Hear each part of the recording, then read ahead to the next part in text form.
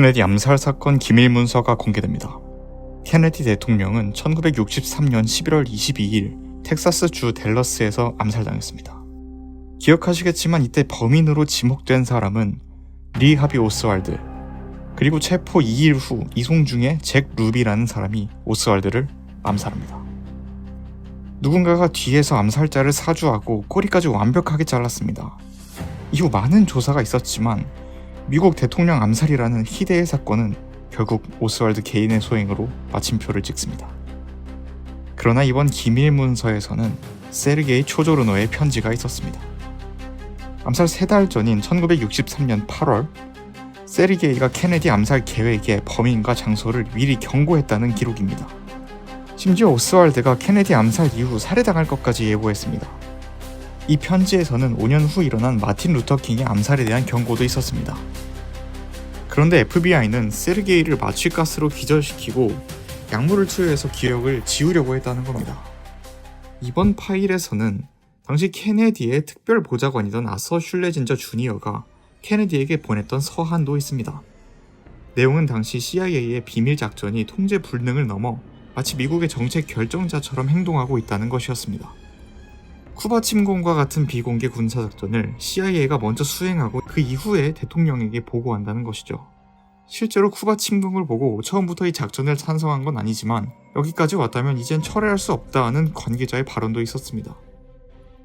이런 상황에서 대통령이 CIA 작전에 의문을 제기할 경우 대통령은 소심해 보이고 지나치게 이상주의에 빠진 것 같아 보이게 됩니다.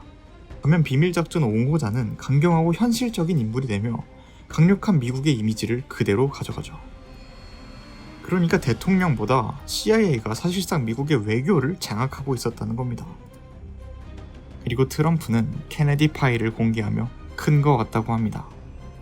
그리고 덧붙이는 말이 모든 게 밝혀질 것이라고 합니다.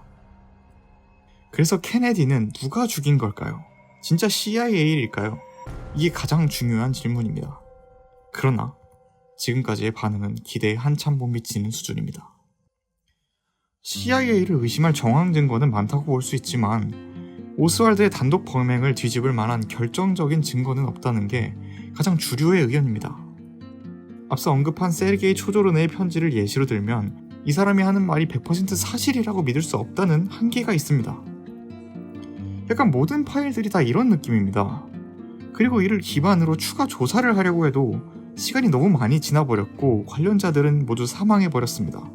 결국 이 판도를 완전히 뒤집을 만한 결정적인 증거, 스모킹건이 아직까지 없다는 겁니다.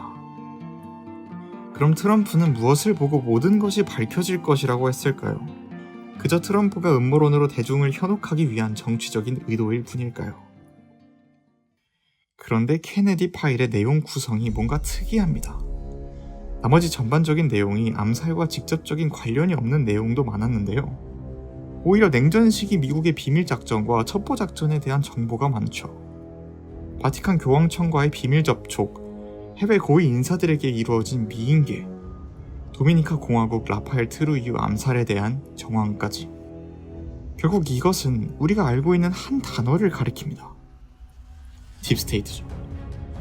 그런데 이런 트럼프의 폭로를 미리 예고한 인물이 있었습니다. 바로 피터 틸입니다. 피터 틸은 트럼프를 1기 때부터 후원한 대표적인 인물이죠. 사실상 트럼프 정권의 비선 실세라고도 할 수 있습니다. 지금 트럼프, 머스크가 논란의 중심에 서 있습니다. 그런 와중에 조용히 뒤에서 세상이 흘러가는 판을 설계하고 있는 인물인 겁니다. 그런 피터 틸은 25년 1월 파이낸셜 타임즈에 글을 하나 남깁니다. 트럼프의 복귀가 구체제 비밀에 대한 폭로가 될 거라는 거죠. 케네디 암살에 대해 오늘날 미국인의 65%는 여전히 오스왈드 단독 범행을 의심합니다. 그런데 피델 카스트로, 당시 마피아, CIA의 앨런 델레스 등의 용의자들은 하나둘씩 사망해갔고 61년 동안 기다려온 결말은 찝찝한 채로 남아있었죠. 마치 터무니없는 탐정소설처럼. 피터 틸은 이 글에서 오스왈드에 대한 정부 기밀 문서를 공개해 국민이 검토할 수 있게 한다면 미국에게 어느 정도 마무리를 줄 수 있을 거라고 합니다. 그리고 정확히 그것이 트럼프 행정부에서 3월 19일에 이뤄진 것이죠. 근데 앞서 살펴봤듯이 이번 파일에서는 스모킹건이 없다는 평가를 받습니다. 이 자료가 시간이 지나다 보니까 가독성도 떨어지고 자료의 양이 굉장히 방대합니다. 제가 많이 살펴봤는데 이거 진짜 장난 아닙니다. 읽기가 거의 불가능한 자료도 많습니다. 무엇보다 사회 보장 번호를 지우지 않은 채 기밀 문서를 완전히 공개하다 보니까 이 관계자의 개인정보가 포함되어 있기도 했습니다. 그래서 트럼프는 음모론을 퍼뜨리기 위해 개인정보를 침해하고 있다, 이런 비판을 받고 있기도 합니다.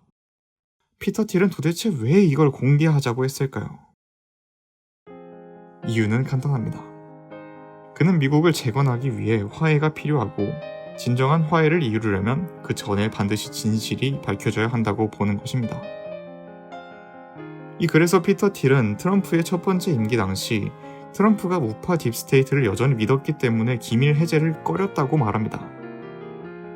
그러니까 기밀 해제를 하는 과정에서 피해를 보는 공화당의 누군가가 이를 탐탁지 않게 여긴다면 트럼프가 뒤통수를 맞을 수도 있다고 우려했던 것이죠. 실제로 존 케네디, 마틴 루터 킹, 로버트 케네디, 이렇게 목소리를 내는 사람은 계속 암살당해왔습니다. 미국의 역사가 그렇습니다. 그런데 알다시피 트럼프는 죽을 위기를 넘겼습니다. 그리고 피터 틸은 이제 트럼프가 더 이상 기밀 해제를 꺼리지 않는다고 하죠.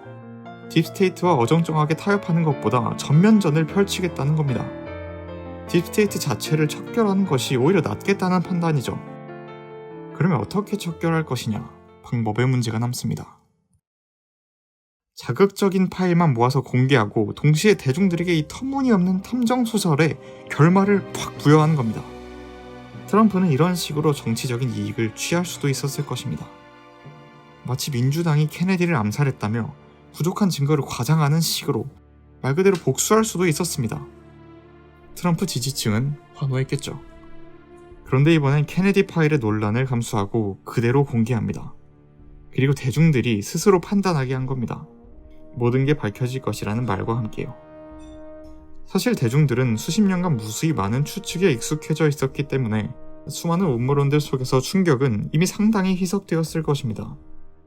그리고 사건이 일어난 지 벌써 60년이 지났습니다. 그 사이 기록은 일부러든 자연스럽게든 사라졌겠죠. 그래서 지금 사람들의 예상보다 대단한 게 없다는 반응은 어쩌면 당연할지도 모릅니다. 그런데 원래 진실을 마주하는 순간의 모습은 이렇지 않을까 하는 생각도 있습니다. 사람들은 자극적으로 선과 악을 구분하여 정답이라는 무언가를 원합니다. 그러나 진실은 때로는 굉장히 복잡하고 우리의 상상처럼 항상 짜릿하지는 않습니다. 히어로 영화에서는 누군가가 항상 악당이지만 대부분의 현실은 명확한 악당도 완벽한 영웅도 없습니다. 농도의 차이가 있겠지만 우리는 검정도 하양도 아닌 회색에 가까운 사람들이죠.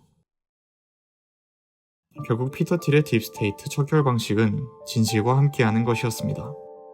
당연하지만 우리가 정말 쉽게 잊는 것이 있습니다. 이렇게 진실을 하나둘씩 확인해 나가는 게 단지 과거의 복수를 위한 것이 아니라 화해하고 앞으로 나아가기 위한 것이라는 사실이죠. 이를 암시하듯 피터 틸이 1월에 쓴 글의 제목은 진실과 화해의 시간입니다. 뉴스로 본 세상은 단순하고 명쾌하게 온갖 나쁜 일들이 매일 일어납니다. 부정적이고 자극적이어야 사람들의 관심을 빠르게 끌 수 있기 때문이기도 합니다. 그런데 이런 것들이 알게 모르게 사회적 갈등과 편가르기를 촉진하게 됩니다. 그리고 우리는 세상의 나쁜 모습을 실제보다 과도하게 인식하게 됩니다. 부정편향이죠. 사실 댓글도 그렇습니다. 성인 사이버 폭력 경험률이 미국은 41%, 우리나라는 65%라네요. 역시 파이팅 넘칩니다. 그런데 이런 부정적인 표현이 사람들에게 나아질 수 없다는 무기력감을 주기도 합니다. 사회적 갈등과 편가르기를 촉진하고 사회가 분열됩니다. 정보가 넘쳐나는 시대지만 오히려 자극적인 소음에 진실을 향한 통찰은 부족해졌네요. 극단적인 사회 분열을 어떻게 해결할 것인가 라는 질문은 지금 미국에게도 굉장히 중요합니다. 이미 정권을 잡았으니 미국인들을 화합하여 뭉칠 수 있도록 하는 게 트럼프에게 중요한 과제이기도 하죠. 그리고 이번 케네디 파일 공개는 정보를 선동의 수단으로 삼지 않고 국민들에게 판단할 권리를 맡긴 것입니다. 과거를 있는 그대로 드러내고 각자의 해석을 허용합니다. 마치 음모론에게 매몰되기보다 남은 조각들을 통해 스스로 사고하고 비판적으로 받아들이자는 메시지처럼 들립니다. 그러니까 모든 게 밝혀질 것이라는 트럼프의 말은 이제 그만 싸우고 진실을 기반으로 화해해야 한다는 뜻일 수도 있겠습니다. 2016년 트럼프의 당선은 굉장히 충격적인 사건이었습니다. 당시 대통령이던 오바마가 정치적 불안을 위로하며 트럼프의 당선이 아포칼립스는 아닐 것이라고 하기도 했습니다. 아포칼립스는 세상의 종말이나 재앙을 의미하죠. 그래도 완전히 종말과 재앙은 아닐 것이다, 이런 위로입니다. 그러나 피터 틸은 이번 트럼프의 복귀가 아포칼립시스가 될 것이라고 말합니다. 아포칼립스의 어원인 그리스어 아포칼립시스는 드러냄 또는 계시를 뜻하는데, 이는 숨겨진 진실이나 비밀이 공개되는 것을 의미합니다. 피터 틸은 케네디 파일과 같은 폭로가 화해를 위한 것이라고, 미국 스스로의 반성문이자 더 나은 미래를 위한 필수적인 과정이라고 그렇게 말하는 것이죠. 트럼프의 마가는 그 자체로 미국이 위대하지 않다고 인정하는 것에서 출발합니다. 그리고 피터 틸은 화해의 대상으로 케네디, 앱스타인, 그리고 코로나를 언급합니다. 실제로 제가 첫 영상으로 다뤘던 디뱅크가 언급되기도 하네요. 존 F 케네디라는 큰 주제를 공부하느라 예상보다 시간이 많이 걸렸습니다. 물론 이번 파일로 연구가 시작되어 이후 단독 범행을 뒤집을 단서가 나올 가능성도 있습니다. 그런데 피터 틸은 그 결과 자체는 별로 중요하지 않다고 보는 것 같습니다. 피터 틸의 글은 진실을 기반으로 마무리를 짓고 다음 단계로 나아가야 한다는 뜻이며, 이제는 사회적 신뢰를 회복하고 미국의 다른 중요한 문제를 해결할 계기로 삼아야 한다는 뜻이라고 저는 생각합니다. 좀 내용이 어렵긴 한데 번역본을 올려드릴 테니 여러분도 직접 읽어보시길 추천드립니다. 제 관점이 여러분의 사고를 확장하는 데 도움이 되면 좋겠습니다. 제작할 때 항상 잘못된 정보를 전하지 않으려고 노력하지만, 저도 그저 생각해볼 새로운 관점과 메시지를 전달할 뿐 항상 틀릴 수 있다고 생각합니다. 그래서 여러분도 느낀 점과 건설적인 비판을 적극적으로 이야기해주시면 좋을 것 같습니다. 성숙하게 다름을 인정하고 상대방의 의견을 존중하는 어른의 대화가 변화의 시작이 될 수 있지 않을까 하고 생각합니다. 나쁜 뉴스로 어지러운 세상입니다. 제 채널이 깊이 있는 생각을 즐겁게 나눌 수 있는 하나의 장이 된다면 저는 그것만으로도 정말 뿌듯할 것 같습니다. 오늘도 끝까지 시청해주셔서 정말 감사합니다.